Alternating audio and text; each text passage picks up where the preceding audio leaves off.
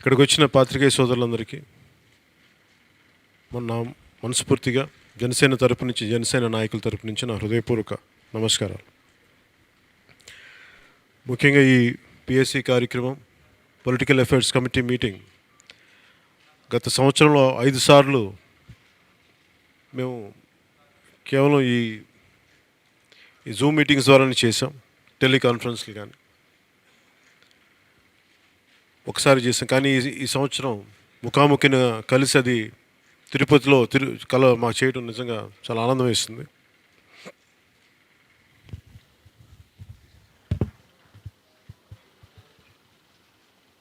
నిన్న జరిగిన ఈ పిఎస్సి సమావేశంలో 4 చాలా కీలకమైన ముఖ్యమైన అంశాలు మాట్లాడారు. దాంట్లో ముందస్తుగా వచ్చింది రాష్ట్రంలోని శాంతి భద్రతల పరిస్థితి, రెండవది రైతాంగం ఎలా నష్టపోయింది, మూడవది ఈ దేవాలయాల మీద దాడులు కానీ వీటన్నిటి మీద ఎలా స్పందించాలి, అసలు ఏం జరుగుతుంది, దీని మీద సమీక్ష. అలాగే ముఖ్యంగా యువత ఉపాధి అవకాశాలు, అది ప్రముఖంగా రాయలసీమలో ఎలాంటి ఉపాధి అవకాశాలు ఉన్నాయి, ఎలాంటి పరిస్థితుల్లో ఉంది అని దీని మీద ఒక చర్చ జరిగింది. అలాగే క్రియాశీలక సభ్యత్వం మీద ఏ విధంగా ముందుకెళ్ళింది, ఎంత చేస్తాం దీని మీదనే ఒకటి. దాంతోపాటు ముఖ్యంగా తిరుపతి పార్లమెంటుకి అది ఏ దిశ వెళ్ళబోతుంది, అది భారతీయ జనతా పార్టీ చేయబోతుందా, జనసేన చేయబోతుందా, దీని మీద ఒక చర్చ జరిగింది. పిఎస్సి సభ్యులు కూడా వారి నియోజకవర్గాల దగ్గర నుంచి, వారి ఇన్ఛార్జీల దగ్గర నుంచి, మిగతా జిల్లాల్లో ఉన్న ఇన్ఛార్జీల అందరి దగ్గర నుంచి చాలా లోతైన అవగాహన ఏర్పరచుకొని వారి అభిప్రాయాలు కూడా మాకు తెలియజేశారు. అవి మీకు కొద్ది క్లుప్తంగా మీకు తెలియజేస్తాం. ముఖ్యంగా స్టేట్లో లా అండ్ ఆర్డర్ ఇష్యూ గురించి ముందుగా వస్తే, సెక్షన్ 144 సెక్షన్ కానీ, సెక్షన్ 30 కానీ ఇష్టారాజ్యంగా అమలు చేస్తూ ఉన్నారు. నాకు ఒకటే అనిపించింది, అదృష్టం అందలం ఎక్కిస్తే బుద్ధి బురదలోకి లాకెళ్ళింది అన్నట్టుగా వైసీపీకి 151 సీట్లు వచ్చి అంత పూర్ణ బహుమతి వచ్చిన తర్వాత ఈ విధంగా శాంతి భద్రతలను కాపాడాల్సిన వాళ్ళు చిన్న సోషల్ పోస్టింగ్ కూడా, అంటే మాకు ఈ రోడ్లు బాగలేవు, లేదంటే మీ పనితీరు బాగలేదంటే కూడా వాళ్ళు ఏదో చాలా నేరస్తుల్లాగా కేసులు పెట్టేసి ఇబ్బంది పెట్టేది ఏ స్థాయికి వెళ్ళిపోయిందంటే, మొన్న ఈ మధ్యన గిద్దలూరులో ఒక జన సైనికుడు అక్కడ స్థానికంగా ఉన్న ఎమ్మెల్యేని రోడ్లు బాగలేవు అని నిలదీసి మాట్లాడితే ఒక్కసారి అతని మీద పడిపోయి అతన్ని అన్ని రకాలుగా హింసించి భయపెట్టి భయప్రాంతులను గురిచేసి ఆయన క్రిమిసంహారక మందు తీసుకుని ఆత్మహత్య చేసుకోవాల్సిన పరిస్థితి వచ్చింది.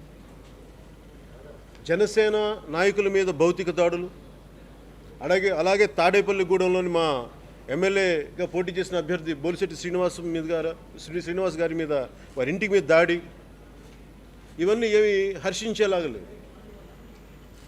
ఒకవైపు వైసీపీ ఎమ్మెల్యేలు నోటికి ఎంత వస్తే అంత మాట్లాడతారు, మిగతా వాళ్ళు ఏం మాట్లాడకూడదు, ఒక్క ఎదురు మాట్లాడకూడదు.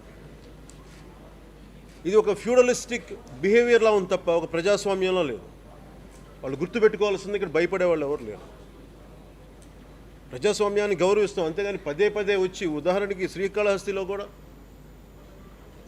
ఎమ్మెల్యేగా పోటీ చేసిన అభ్యర్థుల మీద రకరకాల కేసులు పెట్టి ఏ స్థాయికి లా అండ్ ఆర్డర్ ఇదైపోయిందంటే, డిస్టార్ట్ అయిపోయిందంటే, దళితుల మీదే ఎస్సీ ఎస్టీ అట్రాసిటీ చట్టం ఉపయోగించేలా ఉంది. ఇంత దిగజారిపోయింది ఈ లా అండ్ ఆర్డర్ ఇష్యూ. ప్రతి ఒక్కరిని బెదిరించేయడం, నిజంగా చాలా అసహనం ఉంది.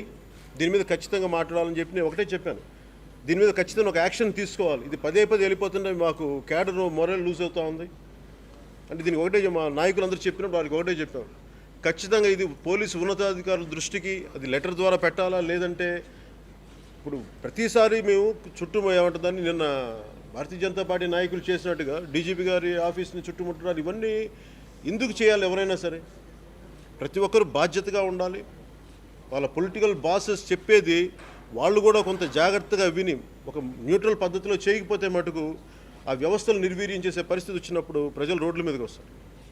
అందుకని ఇంకొక అభ్యర్థన ఏంటంటే మాకు దయచేసి ఇంకా భవిష్యత్తులో ఇలాంటి ఆపుకోకపోతే మటుకు మేము కూడా సహనాన్ని వదులుకోవాల్సిన పరిస్థితి ఉంటుంది. అది ఎందుకంటే మేము ఈ రోజుకి సోషల్ మీడియా పోస్టులు పెడితే ఇంకా పాపం నిన్న కూడా దారిలో చెప్తా ఉన్నారు, ఆ కుర్రోళ్ళు ఎవరు ఇంట్లోంచి పారిపోయి వచ్చి మీరు మాట్లాడండి. సో దాని గురించి నిన్న క్యాడర్ కూడా చెప్పాను, వాళ్ళు చూడమని చెప్పాను ఇష్యూస్ ఏంటంటే. ఇది ఎక్కడో ఈ పద్ధతి మారాలి. దీని మీద కూడా మేము ఒకటే ఏం చెప్పామంటే ఖచ్చితంగా దీనిని వీళ్ళని అడ్డు ఆపు లేకుండా, మీరే మొన్న విన్నారు పేకాట క్లబ్బులు నడిపే స్థాయిలో ఉన్నారు వీళ్ళు. ఆదాయం కావాలంటే పేకాట క్లబ్బులు కావాలి, పేకాట క్లబ్బులు ఏదైనా సరే ఉపాధి అవకాశాలు కల్పించండి అని ఉపాధి అవకాశాలు పరిశ్రమలు పెట్టాల్సిన స్థితిలో ఉండి పేకాట క్లబ్బులను ప్రోత్సహించడం ఏంటి? వాళ్ళకి పోలీసు చాలా బలంగా ఉంది. మరి ఇలా అన్యాయం గురించి మాట్లాడుతున్నప్పటికీ వీళ్ళ మీద దాడులు ఇవన్నీ చాలా బాధ కలిగిస్తున్నాయి. దయచేసి అలాగే మీడియాలో ఒక్క వార్త వ్యతిరేకంగా రాసిన చిన్న వెబ్సైట్ కానివ్వండి, ఒక చిన్న జర్నలిస్ట్ కానివ్వండి, లేదా సీనియర్ జర్నలిస్ట్ కానివ్వండి, ఒకటి వాళ్ళ మీద కేసులు కానీ లేదంటే భయభ్రాంతులు చేసే ఫోన్ కాల్స్ కానీ, మీ ఇంట్లో వాళ్ళని ఇట్లా చేస్తాం ఇలా పెడతాం అని చెప్పి ఈ బెదిరింపులు, ఇది ఒక నిత్యకృత్యం అయిపోయింది. దీనిని మన అందరూ సమిష్టిగా ఖండించకపోతే ఈ వ్యవస్థ చాలా నిర్వీర్యం అయిపోతుంది. దానికి జనసేన ఇలాంటి భయోపేతం కలిగించే ఎటువంటి పరిస్థితులు చాలా సమర్థవంతంగా ఎదుర్కొంటాం. దానికి మాకు అంత శక్తి సమర్థత ఉందని మీకు తెలియజేసుకుంటాము. అదే మనం చెప్పాను వాళ్ళకి, భవిష్యత్తులో వీటి మీద ఒక కార్యాచరణ ప్రకటిద్దామని చెప్పాను.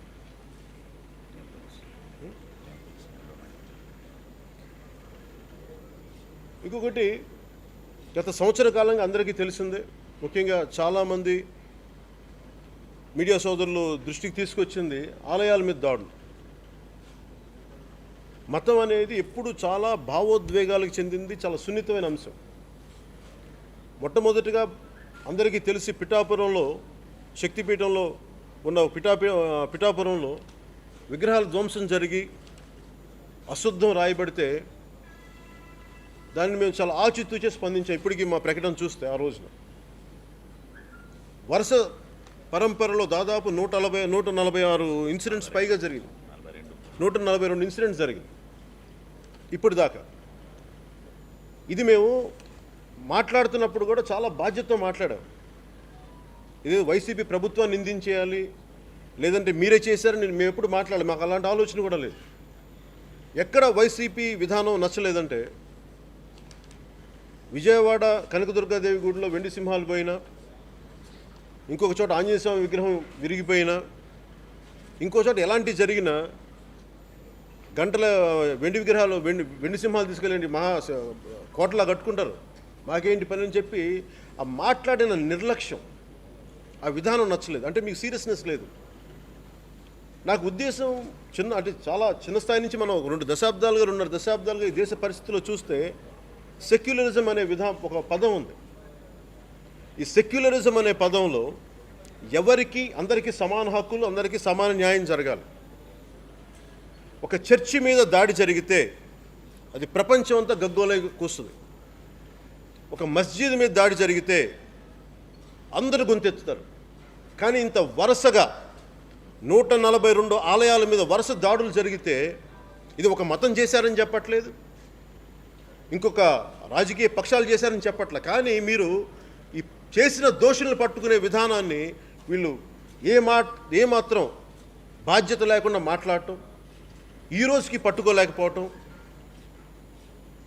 ఇవన్నీ సంకేతాలు వేరుగా వెళ్తూ ఉన్నాయి. అంటే 142 దేవాలయాల మీద జరిగితే ఈ పాటికి అదే వేరే ఏ మస్జిద్ అయినా ఏ చర్చ్ అయినా మీద జరిగితే ఈ పాటికి దేశం కాదు ప్రపంచం అంతా గగ్గోలు పెట్టేసే పరిస్థితి ఉండేది. దురదృష్టం, సెక్యులరిజం అనే పదానికి ఇండియాలో డెఫినేషన్ వేరు. హిందూ మతం మీద దాడులు జరిగితే అది అందరూ కామ్గా ఉండాలి, వేరే మతాల మీద జరిగితే గొంతెత్తేనే సెక్యులరిజం. దీనికి జనసేన వ్యతిరేకం. అందరూ సమానమైన, ఎవరు తప్పు చేసినా, అది హిందువు తప్పు చేసినా, ముస్లింలు తప్పు చేసినా, లేదంటే క్రిస్టియన్ మతం పాటించే తప్పు చేసినా ఖండించాల్సింది ఎవరైనా. ఒక చర్చి మీద దాడి జరిగితే మేము సమానంగా ఖండిస్తాం, ఒక మస్జిద్ మీద దాడి జరిగితే సమానంగా ఖండిస్తాం, ఒక హిందూ దేవాలయాల మీద పదే దాడి జరిగితే కూడా చాలా బలంగా ఖండిస్తాం. రామతీర్థం ఇలాని రాముల వారి ఆలయంలో రాముల వారి విగ్రహాన్ని తల నరికేసి పడేస్తే నేను వెళ్ళలేక కాదు, వెళ్ళి గొడవ చేయలేక కాదు, కానీ నాకు తెలుసు మతం అనేది చాలా సున్నితమైన అంశం, చాలా భావోద్వేగాలతో కూడిన ఉంటుంది.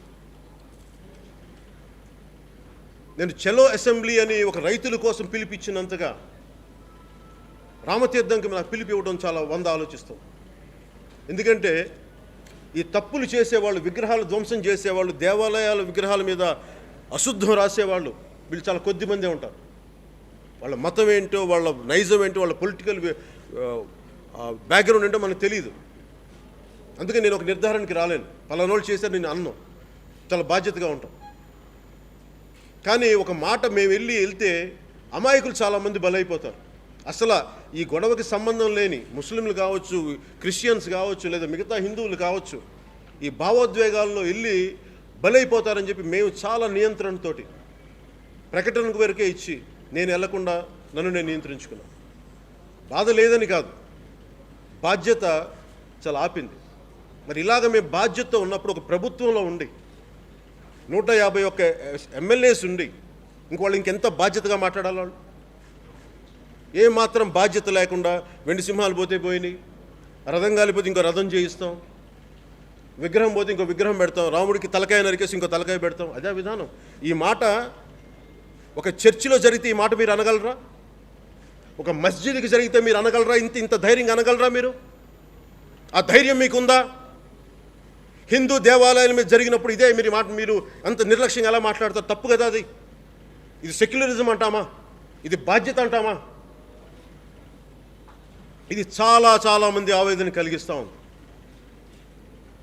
మన డీజీపీ గారు చెప్పినట్టుగా కానీ, గతంలో మనకి జగన్ రెడ్డి గారు చెప్పినట్టుగా, ముఖ్యమంత్రి జగన్ రెడ్డి గారు చెప్పినట్టుగా కానీ నిజంగా ఎవరన్నా వేరే వాళ్ళు ఉంటే, ఆ దోషులు ఎవరన్నా ఉంటే ఏ పార్టీలో ఉన్నా కఠినంగా శిక్షించండి.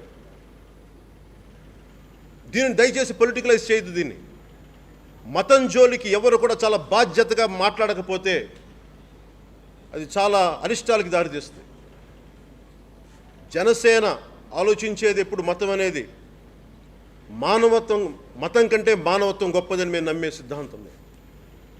చాలా బలంగా నమ్ముతాం, అది మేము పాటిస్తాం.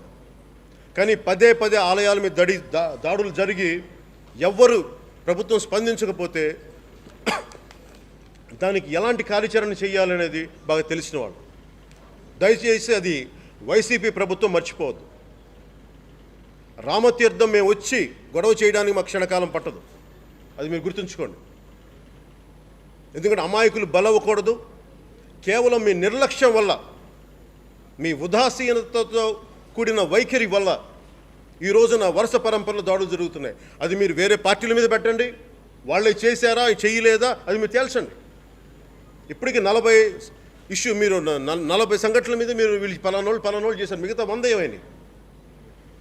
పిఠాపురం ఎవరు చేశారు అంటే రాష్ట్రం అంతా పిచ్చోళ్ళు, రాష్ట్రం అంతా అడవి మృగాలు, లేదంటే ఎవరో చేసేసుకున్నారు. ఇదే మీరు చెప్పే సమాధానం? ఇదే ఒక చర్చికి జరిగితే మీరు మాట్లాడతారా? ఒక మస్జిద్కి జరిగితే మీరు మాట్లాడతారా? ఒకసారి ఆలోచించుకొని మీరు దయచేసి చాలా పద్ధతిగా స్పందించాల్సిన అవసరం ఉంది ప్రభుత్వానికి.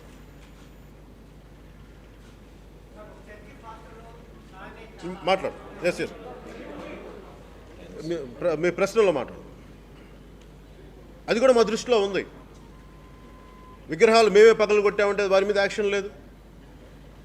విగ్రహాలు ఇలా పగలు కొట్టేశారని సోషల్ మీడియా పోస్టింగ్ పెడితే ఈ రోజుకి నాన్ బెయిలబుల్ వారెంట్తో జైల్లో తిరుగుతున్నారు పిల్లలు. మరి ఇంకొక వైపు ఒక పాస్టరు విగ్రహాలు మేము ధ్వంసం చేసాం నేనే అని చెప్పి యూట్యూబ్ పెడితే ఎలాంటి యాక్షన్ లేదు. పట్టుకోవడానికి 8 రోజులు 10 రోజులు. ఏం సూచిస్తున్నాయి ఇవన్నీ? ఏ సంకేతాలు పంపిస్తున్నాయి? ప్రభుత్వానికి చెడ్డ పేరు రాదా? మేము జగన్ రెడ్డి గారు చేయించారని చెప్పట్లేదు, వైసీపీ చేయించిందని చెప్పట్లేదు. కానీ మీ ఉదాసీన వైఖరి ఇలాంటి యాంటీ సోషల్ ఎలిమెంట్స్ని ప్రేరేపించేలా ఉన్నాయి, ఎంకరేజ్ చేసేలా ఉన్నాయి. తద్వారా జరిగే పరిస్థితులు ఎలాంటి పరిస్థితి ఉత్పన్నమైతే అది వైసీపీ కారణం అవుతుంది. మీ చేతిలో బలమైన వ్యవస్థలుండి, అధికార యంత్రాంగం ఉండి మీరు ఏ నిర్ణయం తీసుకోకపోతే అది భవిష్యత్తులో కకావికలమయ్యే పరిస్థితులు వస్తాయి, శాంతి భద్రతలకి ప్రమాదం కలిగే పరిస్థితి వస్తాయి. దీన్ని దయచేసి మీరు ఇప్పటికైనా సరే ఆలస్యం కాకుండా దీని మీద బలమైన చర్యలు తీసుకోవాలని మేము కోరుకుంటున్నాం.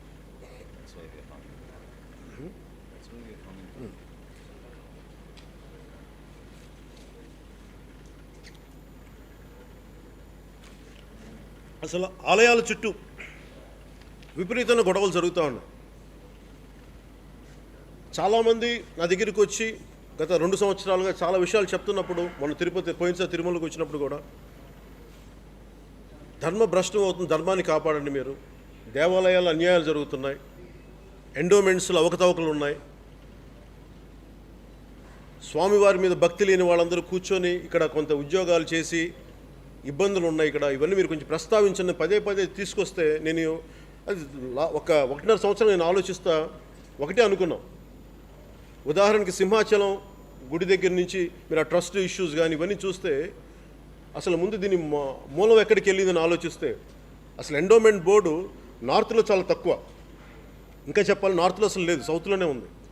సౌత్లోనే ఎండోమెంట్స్ బోర్డు ఎందుకు ఉంది? ఆర్కట్ నవాబ్ కొన్ని వందల ఏళ్ల క్రితం వాళ్ళ దాడుల క్రమంలో తిరుమలని ఆక్రమించుకోవాలనుకున్నప్పుడు, కొల్లగొట్టాలి అనుకున్నప్పుడు, అప్పట్లో ఉన్న పూజారులు కానీ పెద్దలు కానీ మఠాధిపతులు కానీ అందరూ కూర్చోబెట్టి మీ సంవత్సరానికి మేము ఇంత కప్పం కడతాం, మమ్మల్ని వదిలేయండి అంటే, ఆయన కూడా ప్రతి సంవత్సరం కప్పం వస్తుంది కదా అని చెప్పి ఆర్కట్ నవాబ్ వదిలేశారు. ఆ తర్వాత ఇప్పుడు కాంటెంపరీ భాషలో చెప్పాలంటే కార్పొరేట్ కంపెనీ అయిన బ్రిటిష్ ఈస్ట్ ఇండియా కంపెనీ వచ్చి ఒక్కొక్కటి ఆక్రమించుకుంటున్నప్పుడు వాళ్ళకి తెలియకుండా ఒక ఆదాయం వచ్చి పడింది.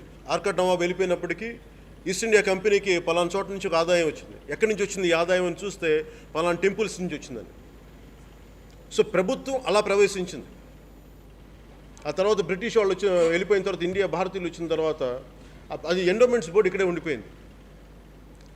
అది అలా చేసుకుంటూ వెళ్ళిపోయి ఈ రోజున ఎండోమెంట్స్ బోర్డు చేసే అవకతవకలు కానీ, అంటే ఇందాక మేము తిరుమల నుంచి చూస్తూ ఉంటే ముక్కోటి ఏకాదశికి ద్వారం ఒకరోజు తెరుస్తారు.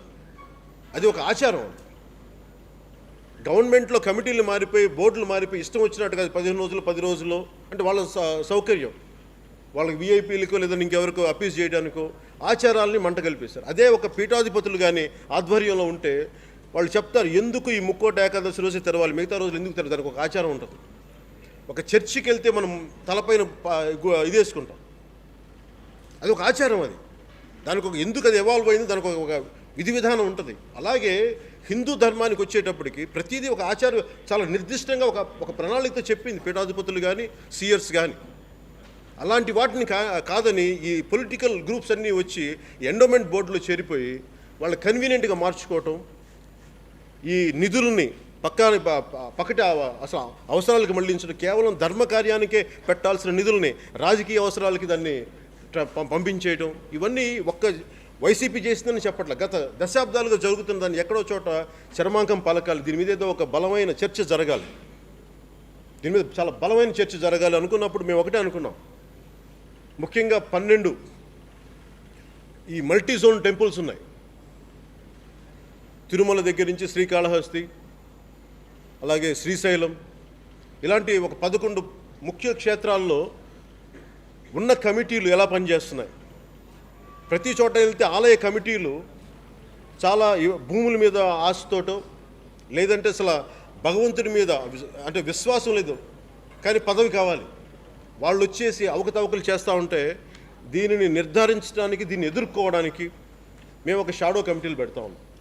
జనసేన వైపు నుంచి ముఖ్యమైన ఈ గుడులకి తిరుమలతో సహా ఒక కమిటీలు మేము ఏర్పాటు చేస్తాం, ఒక షాడో కమిటీ.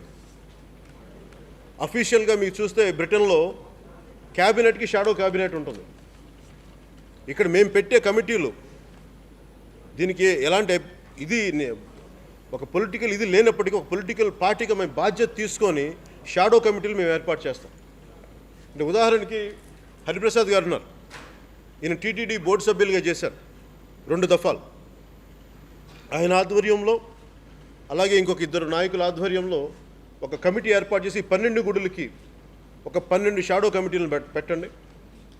ఈ షాడో కమిటీలను పెట్టి అసలు గుడికి ఉన్న కమిటీల పనితీరు ఏంటి, అక్కడ ఎలాంటి అవకతవకలు జరుగుతున్నాయి, ధర్మానికి ఎలాంటి విఘాతం కలుగుతుంది, భవిష్యత్తులో ఇలాంటి విఘాతం కలగకుండా ఎలాంటి ముందుకు తీసుకెళ్ళాలి, వీటన్నిటి మీద కూడా ఒక బలమైన ప్రణాళికతోటి ఈ షాడో కమిటీస్ పనిచేస్తాయి. అది దాని వివరాలు ఒకసారి అయిన తర్వాత సంపూర్ణంగా రూపుదిద్దుకున్న తర్వాత మీకు ఇంకోసారి తెలియజేస్తాను.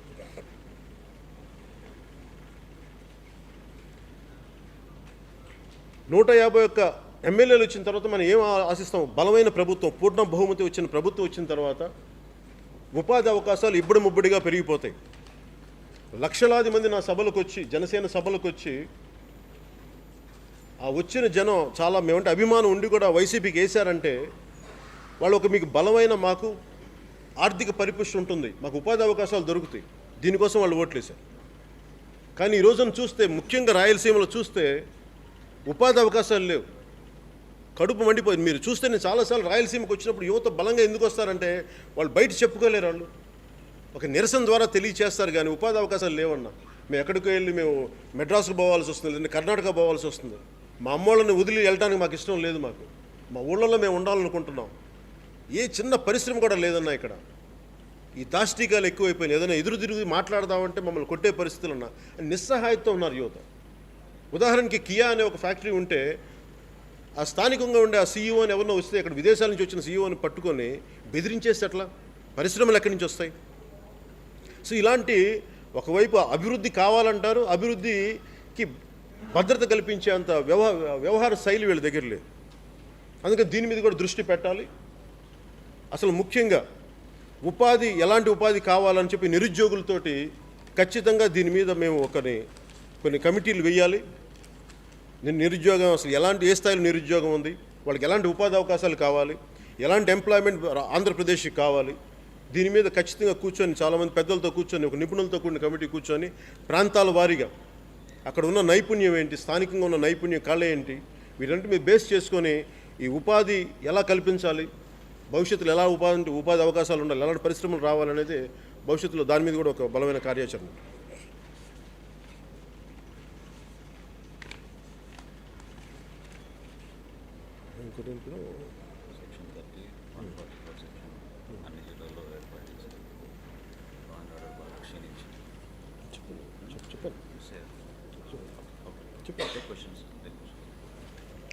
ఇంకొకటి, ఆంధ్రప్రదేశ్ మన తిరుపతి పార్లమెంట్కి సంబంధించి చాలా లోతైన చర్చ జరిగింది. తిరుపతి పార్లమెంట్ సంబంధించి స్థానికంగా ఉన్న నాయకుల దగ్గర నుంచి, రాష్ట్ర స్థాయి నాయకుల దగ్గర నుంచి అందరూ వాళ్ళ ఫీడ్బ్యాక్ తీసుకున్న తర్వాత నాకు తెలియజేసింది జనసేన పోటీ చేయాలి ఇక్కడి నుంచి అనేది చాలా బలంగా చెప్తా వచ్చాను.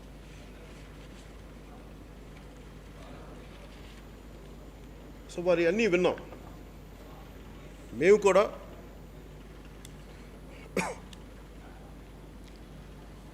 చాలా భారతీయ జనతా పార్టీ నాయకులు వాళ్ళే అంటే జనసేనని మమ్మల్ని చిన్నచూపు చూస్తున్నారు, మమ్మల్ని పక్కకు పెడుతున్నారు అనే అంశాలు కూడా చెప్పారు. అంటే ఇది నేను ఎందుకు ఇబ్బంది పడకుండా మాట్లాడుతున్నానంటే, జాతీయ స్థాయి నాయకత్వంతో నాకున్న సంబంధం, లేదంటే నాకు వారికి మధ్య ఉన్న అవగాహన కానీ చాలా బలమైన అవగాహన. అది క్షేత్రస్థాయిలో, రాష్ట్ర స్థాయిలో రావడానికి ఆ అవగాహన కొంత లోపించింది. అవగాహన కార్యక్రమాలు లోపించడానికి ప్రత్యేక కారణాలు ఏం లేవు. ఈ కరోనా వల్ల మేము ఎక్కువసేపు ముఖాముఖి కూర్చోలేకపోవటం వల్ల ఈ పర్సెప్షన్ ఒకటి బిల్డ్ అవుతా ఉంది. అంతే తప్ప దాంట్లో కూర్చోబెట్టి ఎవరు చేయాలి పోటీ అనేది ఇంకొక వారం రోజుల్లో నిర్ణయించాలి. ఒకటి డేట్ వచ్చే ముందులోపు కొంత అవగాహన ఉంది. ఎవరు పోటీ చేసినప్పటికీ వాళ్ళు నాయకులు కూడా చెప్పింది ఒకటే, ఎవరు పోటీ చేసినప్పటికీ, జనసేన పోటీ చేసినా, భారతీయ జనతా పార్టీ పోటీ చేసినా, తెలంగాణలోని జీహెచ్ఎంసీ ఎలక్షన్స్ని ఎంత ప్రతిష్టాత్మకంగా తీసుకున్నారో ఈ తిరుపతి ఉప ఎన్నికని రెండు పార్టీలు అంత ప్రతిష్టాత్మకంగా తీసుకుంటే తప్ప ఇది బలమైన సంకేతం పంపదు. ఎందుకంటే చాలా బలమైన అవకాశం ఈ అలయన్స్ని, రాష్ట్రానికి ఇది ఆల్టర్నేటివ్ అని చెప్పడానికి. ఈ తిరుపతి ఉప ఎన్నిక చాలా కీలకమైంది. జీహెచ్ఎంసీకి జాతీయ స్థాయి నాయకులు ఎంత బలంగా నిలబడ్డారో ఈ ఉప ఎన్నికకి అభ్యర్థి ఎవరైనప్పటికీ అన్ని స్థాయిలో మీరు చేయాలి. అలాగే జనసేనకున్న బలాన్ని కూడా వాళ్ళు ఈ స్థానికంగా ఉండే నాయకులకి మీరు అవగాహన ఏర్పాటు చేయండి, మీకు మేము మాట్లాడుతామంటే అది ఖచ్చితంగా ఏర్పాటు చేస్తామని చెప్పాను. సో దీంట్లో ఎలాంటి పొరపచ్చాలు కానీ, ఎలాంటి కొంత గ్యాప్స్ ఉండొచ్చు. ఆ గ్యాప్స్ వచ్చింది కరోనా ఈ పరిస్థితుల వల్ల మేము ముఖాముఖి ఎక్కువ కలవలేకపోవడం వచ్చిన పరిస్థితి తప్ప వేరే ఏది కాదని మీకు తెలియజేసుకుంటాను. Take question.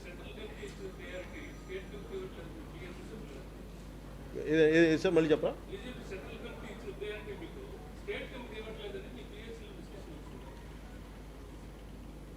అంటే నేను ఎవరి అప్రూవల్ కోసం నేను వెయిట్ చేయను. అంటే స్టేట్ కమిటీ అప్రూవల్ కోసం అంటే నేను గౌరవిస్తాను ఖచ్చితంగా. వ్యక్తిగతంగా అయితే మరి ఇలా కలుసుకుంటున్నప్పుడు నేను అందరినీ కన్నా లక్ష్మీనారాయణ గారి దగ్గర అందరినీ కలుసుకుంటాను వచ్చాను. కీలకమైన రాష్ట్ర కార్యవర్గ సభ్యులందరినీ కలిసాను. అక్కడ నాకు ఎప్పుడు కనిపించలేదు. కానీ మీరన్న మాటకి అది ఎందుకు వచ్చి ఉండొచ్చు అంటే ఇక్కడికి అంటే వారి సభలు నడుపుకుంటున్నప్పుడు ఒకటి మాట అది ఒకసారి ఉత్సాహం వల్ల కావచ్చు, లేదంటే అది పొరపాటు కావచ్చు తప్ప నాకైతే అది అనిపించట్లేదు వ్యక్తిగతంగా.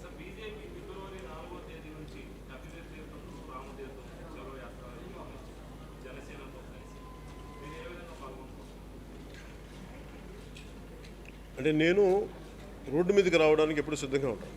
కానీ నాకు ఒక ప్రత్యేకమైన విధి విధానాలు ఉన్నాయి. అంటే నేను వస్తే భావోద్వేగాలు ఎక్కువ ఉంటాయి. అది ఏ సమస్యకైనా సరే. మతం అనేటప్పటికీ నేను స్వయంగా నేను హిందువుని, నా దైవాల్ని ఆరాధిస్తాను. మిగతా మతాల దైవాల్ని నేను చాలా చాలా గౌరవిస్తాను. చిన్నప్పటి నుంచి మా నాన్నగారు మా ఇంట్లో బైబిల్ ఉండేది, ఖురాన్ ఉండేది. ఎందుకంటే మేము సమస్త మత గ్రంథాలు మేము గౌరవించే కుటుంబం మాది. సో అలాంటి నేపథ్యం నుంచి వచ్చిన నేను ఈ భావోద్వేగాలు అంటే నేను వచ్చి చలో అసెంబ్లీ అనేది ఒక దీనికి నేను పిలిపించినంతగా రామతీర్థంకి వెళ్ళి మాట్లాడాలంటే నాకు భయం ఏంటంటే ఇది అమాయకులు బలవకూడదు. మిగతా నాయకులు చేసిన విధానం వేరుంటుంది, కానీ నేను స్వయంగా పాల్గొంటే అది ఎలాంటి సమస్యలు ఉత్పన్నం అవుతాయో అన్న ఒక భయం కంటే కూడా బాధ్యత నా మీద ఉంది. కాబట్టి కొంచెం నేను దాన్ని ఆచితూచి స్పందిస్తాను. అందుకని మా క్యాడర్కి అంటే తప్పు జరిగింది, ఆ తప్పుని బయటికి తీయాల్సిన అవసరం ఉంది, అది తెలియజేయండి. అక్కడ దాకా నేను ప్రస్తుతానికి ఉన్నాను. భవిష్యత్తులో ఎలా ఉంటుందో నేను చెప్తాను.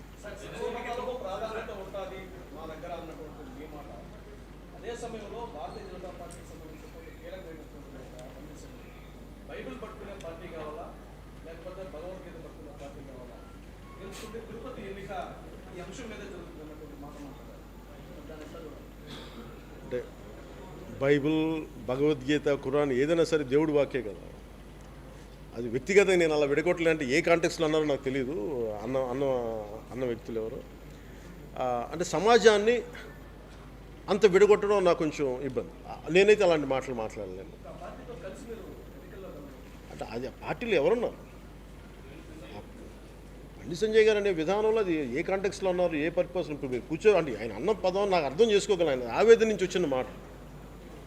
వరుసగా దేవాలయాలు ధ్వంసం అవుతూ ఉంటే ఏం పట్టించుకోకుండా పోతే పోయింది, రథం కాలితే కాలిపోయింది, లేదంటే కూర్చోబెట్టి ఆంజనేయ స్వామి విగ్రహం చేయకూడదు, ఆయన విగ్రహం ఆయనను బాధపడతాడా, ఇవన్నీ వాళ్ళంత నిర్లక్ష్యంగా మాట్లాడితే దానికి సమాధానం చెప్పడానికి ఒక మాట అన్నారేమో. నాకు తెలిసి ఆ స్థాయి వ్యక్తులు నిజంగా లోపల నుంచి అలా ఉంటే ఇలా ఉండదు కదా ప్రపంచం. అది అందుకని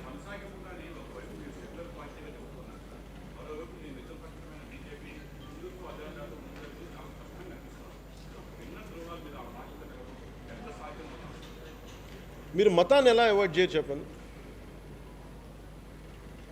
భిన్న ధృవాలు అంటున్నారు మీరు.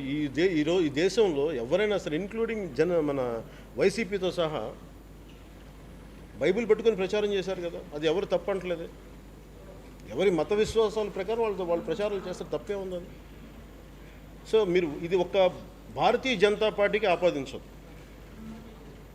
అదే అన్నాను. ఇది ఈ కోణం ఏమవుతుందంటే మతం అనేటప్పుడు కేవలం భారతీయ జనతా పార్టీ అంటే నేను ఈవెన్ భారతీయ జనతా పార్టీ పొత్తు లేకపోయినప్పుడు ఇదే మాట్లాడలేదు.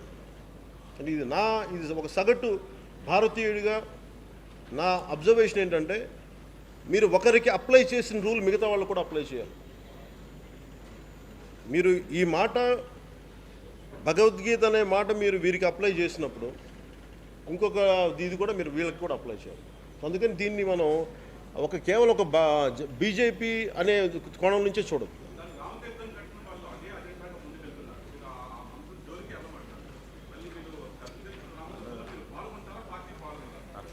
అది నేను మీకు అది చెప్తాను. నేను పాల్గొనట్లేదు. నేను పాల్గొంటూ వచ్చే భావోద్వేగాలు ఎక్కువ. నేను కంప్లీట్గా మా క్యాడర్ ఉంటారు. ఎందుకంటే ఒక తప్పు జరుగుతూ ఉంది. అంటే మీరు మేము ఆల్రెడీ ఒక కమిటీ ఫామ్ చేసాం దాని మీద. కొందరి మనోభావాలు దెబ్బతిన్నప్పుడు దాన్ని అడ్రస్ చేయాల్సిన పరిస్థితి ఒక పొలిటికల్ పార్టీకి ఉంది. రేపు పొద్దున ఒక మస్జిద్ మీద జరిగింది అంతకుముందు, దానికి అడ్రస్ చేయాలంటే ఎలా వస్తాం? ఇట్లాగే వస్తాం దాని మీద. అప్పుడు కూడా నేను మసీద్ జరిగిందని చెప్పి నేను వెళ్ళి మాట్లాడితే మీకు తెలుసు, మీకు ఆదోనిలో నాకు ఎంత ముస్లిం అభిమానులు ఉన్నారు. నా అభిమానుల్లో చాలామంది బలంగా జన సైనికుల్లో కానీ నా అభిమానుల్లో కానీ విపరీతంగా క్రిస్టియన్ మతాన్ని పాటించే అభిమానులు ఉన్నారు, ఇస్లాంని పాటించే అభిమానులు ఉన్నారు. సో మేము అంటే అలాగని చెప్పి హిందూ మత దేవాలయాల మీద దాడి జరుగుతున్నప్పుడు అది ఒక పార్టీ నిర్ణయం, అది ఖచ్చితంగా దోషులను పట్టుకోమంటున్నారు తప్ప దాంట్లో ప్రభుత్వం పట్టించుకోవట్లేదు. కాబట్టి ప్రభుత్వం పట్టించుకుంటే అసలు ఈ గొడవే ఉండదు కదా. మా కమిటీ వేయాల్సిన అవసరం ఏముంది? లేదంటే వెళ్ళి అన్ని తీర్థాలు తిరగాల్సిన ఈవెన్ బీజేపీకి అవసరం ఏముంది? నిజంగా వైసీపీ కనుక మొదటి ఇన్సిడెంట్ సంఘటన రోజున నిజమైన ఒక ఇన్వెస్టిగేషన్ జరిపి దోషులను శిక్షించుంటే అసలు ఈ పరిస్థితి వచ్చిండేది కాదు కదా. దాన్ని అలా చూడండి. వస్తాం ఏమని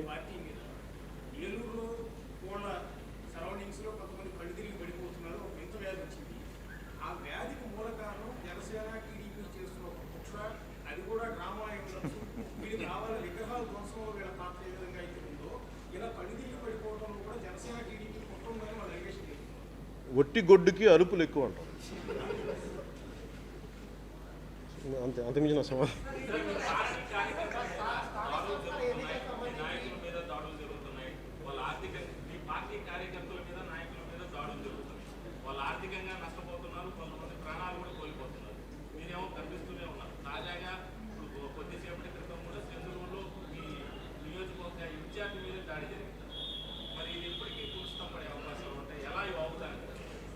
సో పొలిటికల్ ప్రాసెస్లో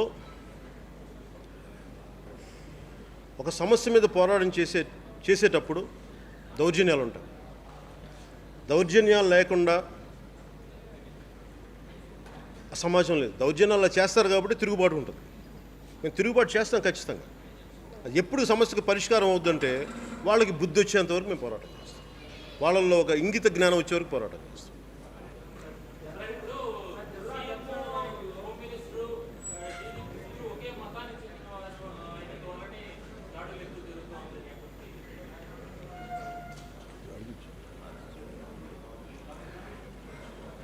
ఎవరున్నారా? చంద్రబాబు గారు అన్నారా మాట? మళ్ళీ చెప్పరా ఒకసారి.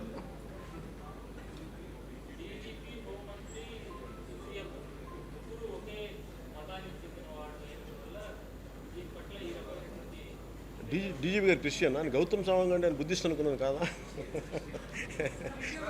అంటే దాన్ని అలాగే అది ఒక మాట అనేయడం తేలిక, కానీ మత ప్రాతిపాదికను విడతీయటం నాకైతే మనసు ఒప్పదు. అది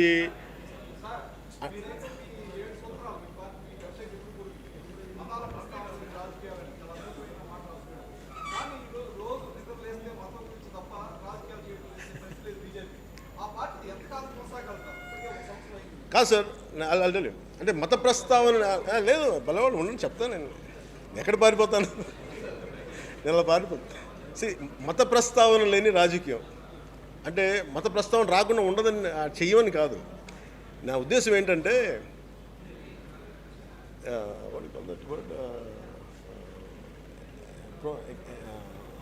లిబరేషన్ ఆఫ్ స్లేవ్స్,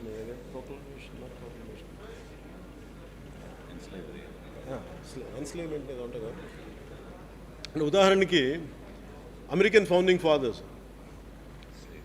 ఈ స్లేవరీని అబాలిష్ చేయాలి అన్నది వాళ్ళు రాసుకున్నది మొదటి వాక్యం. కానీ అది సాధించడానికి 65 దాకా 1965 దాకా వచ్చింది. ఈ రోజుకి ఇంకా జరుగుతూనే ఉంది. అంటే ఒక ఆశయం. నేనేం కోరుకుంటానంటే అసలు మత ప్రస్తావన లేని రాజకీయ వ్యవస్థ ఉండాలి. కేవలం సమస్యలుగానే చూడాలి. అలాంటి వ్యవస్థ కావాలి. అది మేము కోరుకుంటా ఉన్నాం. ఆ భాగంలో అది సాధించే భాగంలో కొంత మత ప్రస్తావన నాకు ఉండకపోవచ్చు, కానీ నేను మత ప్రస్తావన నేను తీసుకున్నాను. కానీ మీరు గుళ్ళు పగలగొడతా ఉంటే first of all it is law and order situation. It is a law and order సిచ్యువేషన్గా చూసినా మతం గురించి మాట్లాడాల్సి వస్తుంది. సో దాంట్లో భాగమే తప్ప ప్రత్యేకించి దాన్ని వేరే ఉద్దేశం లేదు. ఏంటండి? Silence please. ఎలా వదిలేశారు సార్? ఆపండి అందులో. సారీ సార్, మళ్ళీ చెప్పండి. రాష్ట్రీయ స్వయం సేవక్ సంఘ్, నాకు రాష్ట్రీయ స్వయం సేవక్ సంఘ్ గురించి నాకు తెలిసిన మొదటి భావన, నేను నెల్లూరులో ఉన్నప్పుడు దివిసీమ తుఫాన్ జరిగింది. దివిసీమ తుఫాన్ వచ్చినప్పుడు నేనుంటున్న ప్రాంతంలో చాలా చెట్లు ఇట్లు పడిపోతే చాలామంది కాకి నిక్కర్లు వేసుకొని మొత్తం చేస్తూ ఉన్నారు. నాకు వాళ్ళు ఎవరో అర్థం కాదు, పోలీసులు అనుకున్నాను. చూస్తే అప్పుడు ఎవరో చెప్పారు, అది మన ఆర్ఎస్ఎస్ అనే ఒక సంఘం ఉంటుంది, వాళ్ళు సంఘ సేవ చేస్తున్నారని. అది నాకు ఇంట్రెస్టింగ్ అనిపించింది. ఆ తర్వాత 1-2 సందర్భాల్లో చూడటం ఇవన్నీ జరిగినాయి. కానీ అంటే తర్వాత ఇప్పుడు దాకా చూస్తే ఆర్ఎస్ఎస్ ఒక చాలా బలమైన నిబద్ధతతో కూడిన ఆర్గనైజేషన్, చాలా బలమైన ఆర్గనైజేషన్. ఇన్ని దశాబ్దాల తర్వాత కూడా దేశం కోసం సర్వస్వం వదిలి చాలా నిబద్ధతతో ఉన్న అలాంటి ఆర్గనైజేషను ప్రపంచంలో ఇంకెక్కడ ఉందా లేదో నాకైతే కనిపించలేదు. సో ఆర్ఎస్ఎస్ గురించి చాలామంది మాట్లాడుతూ ఉంటే నాకు అనిపిస్తుంది, RSS is anti Muslim, RSS is anti Christian అని మాట్లాడుతుంటే, ఈ మధ్యన ఏదో ఒక మోహన్ భాగవత్ గారి ఇంటర్వ్యూ టీవీలో వస్తూ చూస్తూ ఉంటే ఆయన చెప్పిన మాట చాలా బలంగా ఆకట్టుకున్నాను. ఒకటి, పరమత సహనం లేనిది ఏ మతాన్ని పక్కన పెట్టేదైతే అది హిందుత్వం కాదని చెప్పి. అంటే అన్ని మతాలని సమానంగా ఇముడ్చుకోగలిగే అంత గొప్ప నేల ఇది, అదే హిందుత్వం. హిందుత్వం అనేది ఒక జీవన విధానం తప్ప ఒక మతం కాదు. అలాగే ఆయన చెప్పిన మాటలు నాకు బాగా నచ్చినాయి. ఎందుకంటే నేను స్వయంగా గోసేవ చేసేవాడిని, గోశాల నడుపుతాను నేను నా ఫామ్ హౌస్లో. గోరక్ష గురించి ఆయన ఎవరు అడిగారు, గోరక్షణ పేరు మీద చాలామంది చంపేస్తున్నారు, అది ఇది మీరేమంటారంటే దానికి ఆయన చెప్పిన సమాధానం చాలా అద్భుతంగా ఉంది, కనువిప్పు కలిగేలా ఉంది ఎవరికైనా సరే.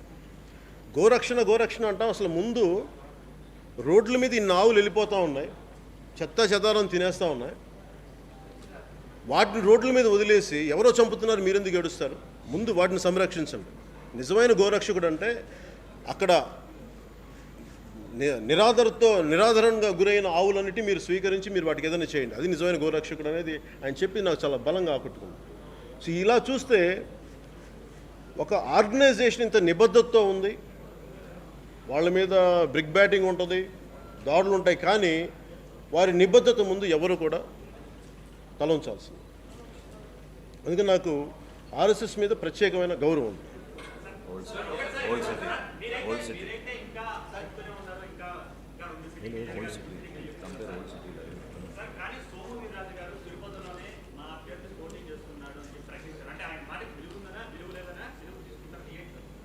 అది మీరు సోమవీరాజు గారిని అడగకూడదు. సోమవీరాజు గారి మాటలు నోట్లో పెట్టి నన్ను అడగమంటే ఎలా చెప్తాను?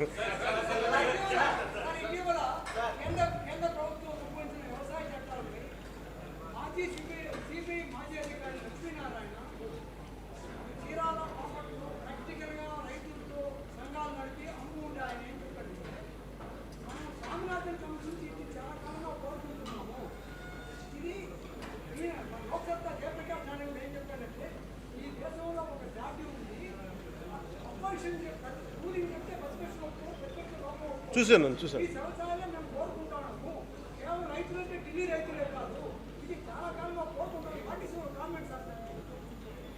అంటే ఒకటి అంటే వ్యవసాయ చట్టాల గురించి అవగాహన, అంటే మీరు చెప్పింది జేపీ గారిది కూడా చూశాను. అంటే జేపీ గారు చెప్పింది ఏంటంటే, ఒక మంచి చట్టం కూడా నచ్చని నాయకుడు పెడితే ఎదిరించడం అనే దాని మీద పెట్టారు. అది తప్పు కదా అని. అండ్ అందులో ఆ రెండు అంటే ప్రత్యేకంగా అక్కడ వీట్ పండిస్తారు, గోధుమలు పండించే క్షేత్రాలు అవన్నీ. అలా గిట్టుబాటు ధర మీద చాలా గొడవలు ఉన్నాయి ప్రతిదీ. సో దీని మీద మీరు కూడా చూస్తే కొంత మంచి జరిగేది, ఒక మంచి చేయాలనుకున్నా కానీ ఇంక్రిమెంటల్గా చేయాలి తప్ప ఓవర్ నైట్ చేసేద్దామంటే కొన్ని అనుమానాలు అపోహలు ఉంటాయి. దాని మీద ఉంది. అది ఫైనల్గా ఈ రోజున రాష్ట్ర మన కేంద్ర ప్రభుత్వం కూడా 18 నెలలు దాన్ని ఆపింది కదా. సో భవిష్యత్తులో అందరికీ ఆమోదయోగ్యమైన పరిస్థితులు వస్తాయని నేను నమ్ముతున్నాను. సారీ సార్, చెప్పు. ఒక చెప్తాం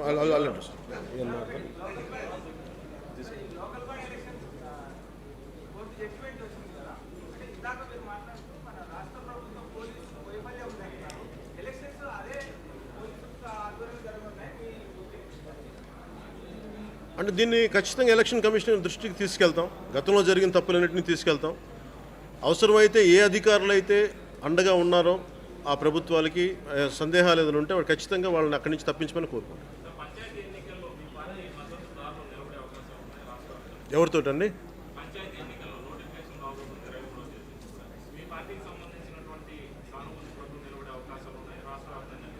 ఆల్మోస్ట్ అవన్నీ కన్ఫర్మ్ అనుకుంటే లాస్ట్ టైం నుంచి మాట్లాడాను. అవి సంసిద్ధంగానే ఉంది దానికి సంబంధించి. ఇస్తాం, మాట్లాడుతున్నాం sir. You want to say something?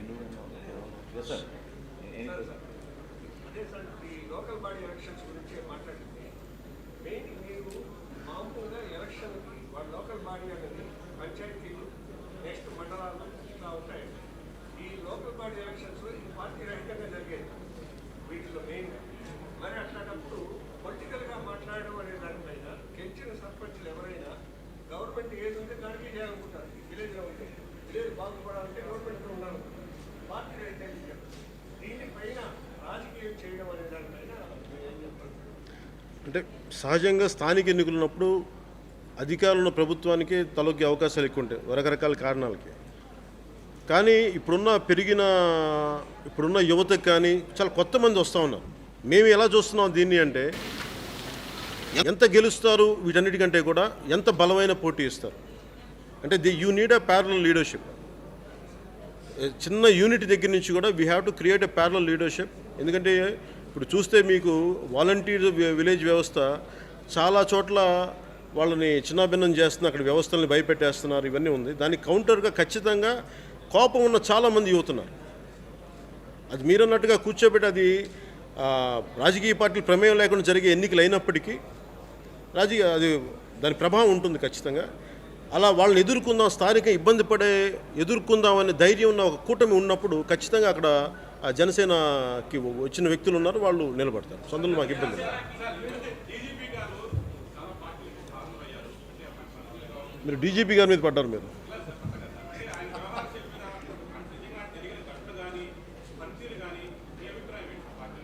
అంటే నాకు ఎట్లా ఆలోచిస్తానంటే, నేను అసలు అధికారులు స్వయం ప్రతిపత్తితో పనిచేస్తే వ్యవస్థను అసలు ఎవరన్నా ఉందా? ఆ వ్యవస్థల్ని నిర్వీర్యం చేశారు అందరూ. డీజీపీ స్థాయిలో ఉండే వ్యక్తి ఆయన అనుకుంటే చాలా చేయగలరు. కానీ అక్కడ ఉన్న పరిస్థితులు, రాజకీయ పరిస్థితులు ఎలా ఉన్నాయి, వాళ్ళ పొలిటికల్ బాసెస్ ఒత్తిడి ఖచ్చితంగా ఉంటుంది. అది ఈ రోజున్న వైసీపీ ఉందని కాదు, ఏ ప్రభుత్వం ఉన్నా వారికి ఫ్రీ హ్యాండ్ ఇచ్చే పరిస్థితులు లేవు. నన్ను ఒక సిఐ ఒక ఆయన ఒకటి ఏలూరులో మాట్లాడుతుంటే, సార్ నాకు నేను అడిగాను రౌడిజం గురించి ఏదో అడుగుతున్నాను పోయినసారి ఎలక్షన్ టైంలో.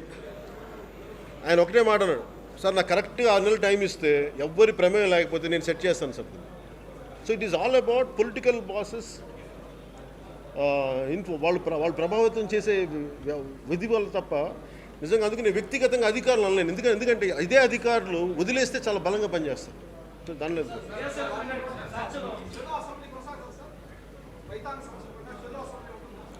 దాని మీద కూడా నేను చర్చకి వచ్చిందండి, అది స్కిప్ అయింది. ఖచ్చితంగా చెలో అసెంబ్లీ ఉంటుంది. మేము అందరినీ సంసిద్ధం అమ్మనే చెప్పాము అందరినీ. దాని మీద వెనకాల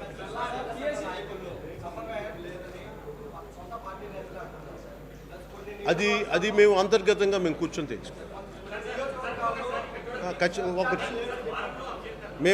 మేము అంతర్గతంగా అది మా పార్టీలో మేము తెలుసుకునేది. మేము ఒకరికి ఏం చెప్పండి, మీరు బయట మాట్లాడకండి, లోపల కూర్చొని తెలుసుకున్నాము సార్.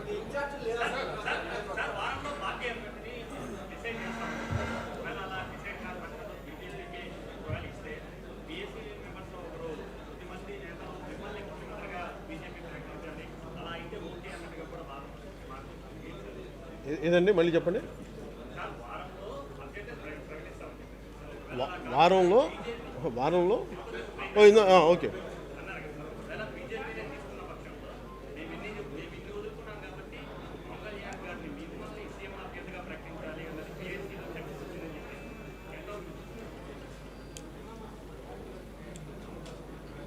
ఎవరు చెప్పారు? ఏం జరిగింది ఇక్కడ? సరైన సమయంలో సరైన నిర్ణయం తీసుకుంటారు. National leadership has to bring that. రాజకీయ పార్టీ ఏర్పాటైనప్పటి నుంచి ఇప్పటివరకు కూడా త్యాగాలతో పోతుంది జనసేన. మొదట్లో ఒకరికి సపోర్ట్ లేదు, ఆ తర్వాత ఇప్పుడే జిహెచ్ఎంసీ ఎన్నికల్లో కూడా ఇప్పుడు మన తిరుపతి ఆ తర్వాత అంటే ఇప్పుడు క్రియాశీలక సభ్యత్వంలో ఏ రకమైనటువంటి రేంజ్ మీరు ఎక్స్పెక్ట్ చేయకూడదు? అంటే సెకండ్, నిర్మాణాత్మకమైనటువంటి పార్టీ నిర్మాణానికి సంబంధించి ఏ రకమైనటువంటి అంటే ఒక పార్టీ నిర్మాణం, ఇందాక కూడా మాట్లాడుతున్న సమన్వయ లోపం కానీ, మీరు అడుగుతున్న క్రియాశీలక సభ్యత్వం కానీ, ఒక పార్టీని స్క్రాచ్ నుంచి నిర్మాణం చేసుకుంటూ వస్తున్నవాడిని కాబట్టి నాకు కష్టాలు తెలిసిన వాడిని. ఇది ఒక్క రోజులో పార్టీ నిర్మాణం అంచెలంచెలుగానే జరుగుతుంది. ముందు మేము ఒకటే చెప్పాము, మేము కొన్ని సిద్ధాంతాలు కట్టుబడి ఉంటాం, అది నేను ఆచరించి చూపిస్తూ ఉన్నాం. అలాగే వీళ్ళకి బలోపేతం చేయడానికి ఫస్ట్ ఎక్కువ సమయం ఇచ్చేవాళ్ళు, అలాగే దాంతోపాటు వాళ్ళకి ట్రైనింగ్ క్లాసెస్ కానీ, భవిష్యత్తులో ఏ సమస్యలు ఉన్నా కానీ ఎలా ఎదుర్కోవాలి, ఇలాంటి దాడులు ఉంటే కూడా దాన్ని మనం చట్టపరంగా ఎలా ముందుకెళ్ళాలి, వీటన్నిటి మీద కూడా క్లాసెస్ తీసుకొని ఇది ఒక దీర్ఘకాలిక ప్రణాళిక.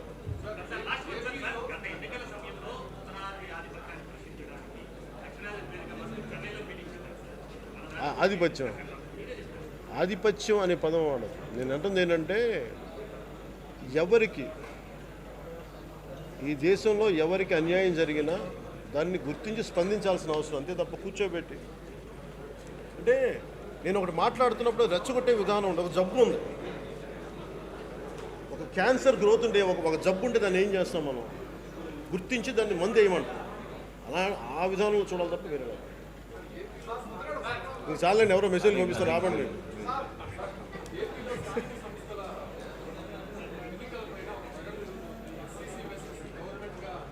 Say it again, sir. Silence. SCC versus government. కొంచెం వాళ్ళందరినీ కూర్చోమని దయచేసి కనుక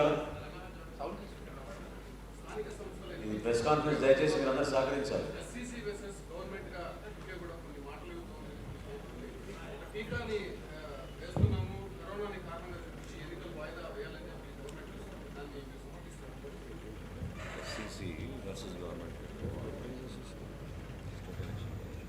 SCC We are always ready for elections whenever. అంటే నాకు లాజిక్ నాకు అర్థం కాదు. నిజంగా వైసీపీ ప్రభుత్వానికి కరోనానే ఇబ్బంది అయితే వాళ్ళ ఎమ్మెల్యేలు పీక్ కరోనా టైంలో బర్త్డే పార్టీలు చేసుకున్నారు, అప్పుడు ఇష్యూ రాలా. అలాగే వాళ్ళు చేసే చాలా ఇప్పుడు మందుల షాపులు ఓపెన్ చేసినప్పుడు కరోనా ఇష్యూ రాలా. మరి అలాంటప్పుడు ఎలక్షన్స్కి కరోనా అనేది సరైనది కాదని మేము నమ్ముతాం. ఎందుకంటే మీరే ఇన్నిసార్లు బాహాటంగా బ్రేక్ చేసినప్పుడు ఏదో ఇంకా టర్మ్ లోపు చేసేయాల్సిన అవసరం ఉంది. అందుకని ఖచ్చితంగా ఎలక్షన్స్ మేము సపోర్ట్ చేస్తాం.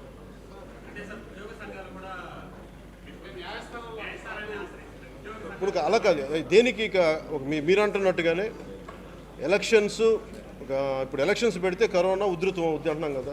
ఈ మీటింగ్ వల్ల ఉధృతం అవుతుంది ఎందుకు అనుకుంటారు? అందరూ ఎంత దూరంలో మొత్తం. సో అందుకని ఎలక్షన్స్కి అది పెద్ద ఇష్యూ కాకూడదు. అది కేవలం అది ఒక దాన్ని ఒక ఎక్స్క్యూజ్ అనుకోండి.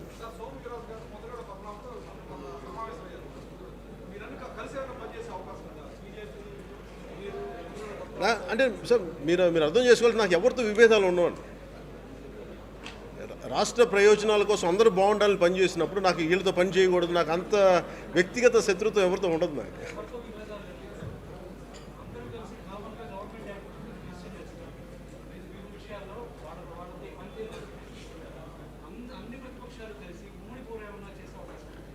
అలాంటి చేస్తే బాగుంటుంది, కానీ ఎవరు రారే. గవర్నమెంట్నే మీరు సపోర్ట్ చేస్తాం, గవర్నమెంట్ని మీరు సపోర్ట్ చేస్తాం. You not consider criticism. No even with ప్రభుత్వం చేసినప్పుడు కూడా వీఆర్ వెరీ కన్స్ట్రక్టివ్ కూర్చోబెట్టి అనేది. ఎందుకంటే డెమోక్రసీలో ఇది సహకారం ఇచ్చే పరిస్థితులు ఉంటాయి, సంఘర్షణ చేసే పరిస్థితులు ఉంటాయి. Time to cooperate and time to confront. So ఆ హెల్దీ అట్మాస్ఫియర్లో వెళ్ళకపోతే మటుకు తప్పు అవుతుంది. అందువల్ల మేమేంటంటే ఎవరైనా సరే కలిసి ఇష్యూ మీద పనిచేద్దాం అనుకుంటే ఖచ్చితంగా ఉంటుంది. కానీ నేను ఒక్కనే ఉన్నప్పుడు వెళ్ళగలను. సపోజ్ ఉదాహరణకి పోయినసారి మేము సిపిఎం వెళ్ళినప్పుడు వాళ్ళు బీజేపీ వాళ్ళతో మేము కలవనేవాళ్ళు. ఇప్పుడు నేను బీజేపీ నాయకులు లాంటిది ఖచ్చితంగా వాళ్ళు సిపిఎం వస్తే రారు. సో అలాంటివి నాకైతే వ్యక్తిగత, ఎందుకంటే నేను చాలా మిడిల్ పాత్లో ఉంటాను. సో నాకు అందరితో ఆమోదయోగ్యం. అది నాకు తెలియదు నిజంగా, నాకైతే అదేం కనిపించట్లేదు. నాకు తెలిసి ఓన్లీ జనసేన బీజేపీ ఉంది, కానీ టీడీపీ ఉంటుందా లేదా అనేది నాకు ప్రస్తుతానికి నాకైతే అనిపించట్లేదు. ఇంకొక బ్యానర్ ఉందని ఇక్కడ వద్దంటున్నారు, పక్కన ఇద్దామని. ఎక్కడ తీసారు బ్యానర్ తీసేయండి. బ్యానర్ తీసేయండి. ఇంకో చిన్న కార్యక్రమం ఉంది, దయచేసి ఒక 2 minutes వెయిట్ చేయండి. అది జస్ట్ ఇంతలోపు నేను ఇంట్రడ్యూస్ చేస్తాను మా పార్టీలో ఉన్న సీనియర్ నాయకులు, పొలిట్ బ్యూరో సభ్యులు అరామ్ ఖాన్ గారు. ఒక్క నిమిషం కాదు, అరామ్ ఖాన్ గారు, పిఎస్సి సభ్యురాలు యశస్విని గారు, అలాగే తూర్పుగోదావరి జిల్లా కాకినాడ నుంచి పంతం నానాజీ గారు, మా దుర్గేష్ గారు అధికార ప్రతినిధి పిఎస్సి సభ్యులు. మీ అందరికీ పరిచయమే మన డాక్టర్ గారు.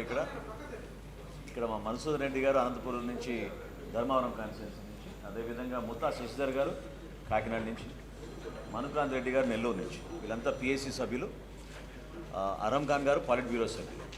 ఇంకొక చిన్న కార్యక్రమం ఉంది, దయచేసి ఒక నిమిషం వెయిట్ చేయండి.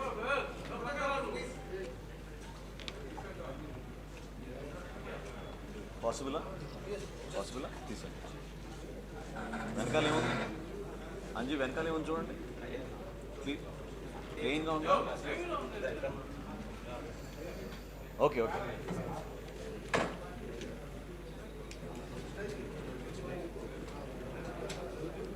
సైడ్ నుంచి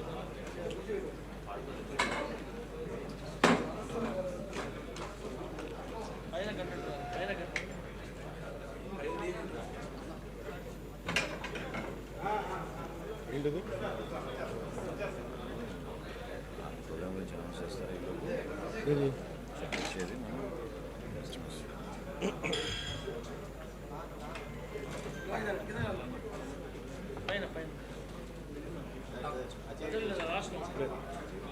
ఇది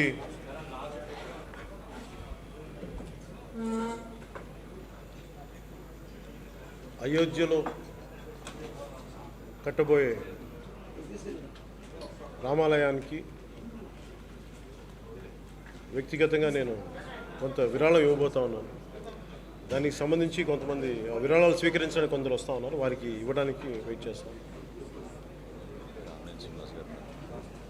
అలాగే గతంలో బీజేపీగా గతంలో అలయన్స్లో ఉండి బీజేపీ తరఫున మంత్రిగా పనిచేసిన కామినేని శ్రీనివాస్ గారు కూడా ఉన్నారు. వారికి సంబంధించిన ఆ సంస్థ నుంచి తీసుకొచ్చిన వ్యక్తులను కూడా తీసుకొచ్చి ఈ చెక్స్ వారికి మీ ముందు అందజేద్దాం అనుకుంటాం.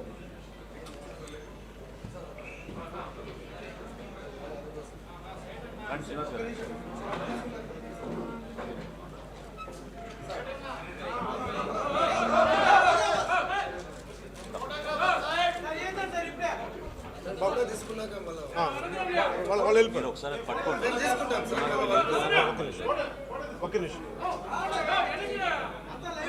ఇస్తాను మీకు, పక్కన మీరు కూడా ఇస్తాను అలాగే మీకోసం మళ్ళీ ప్రత్యేకించి ఇస్తాను. కొంచెం పక్కన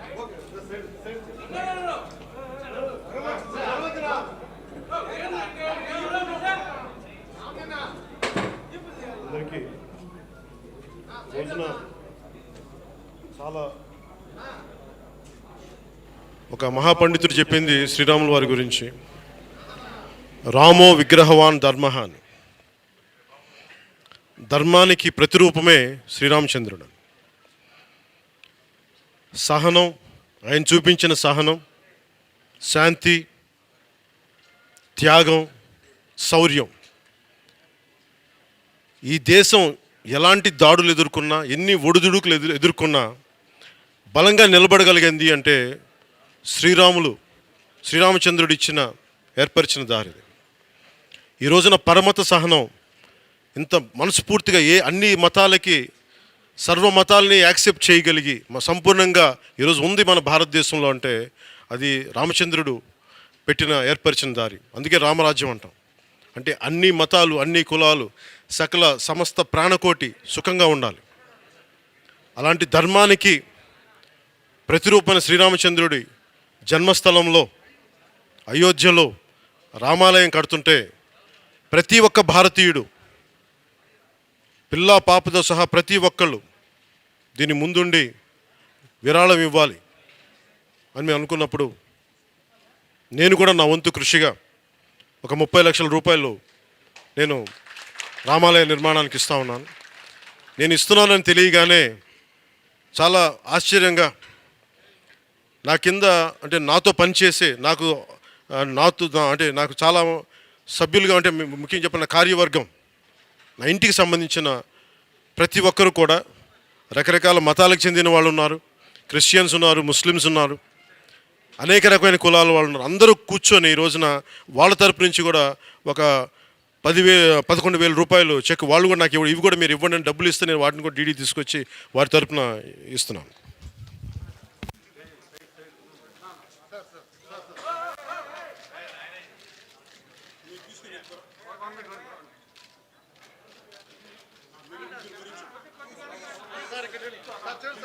సార్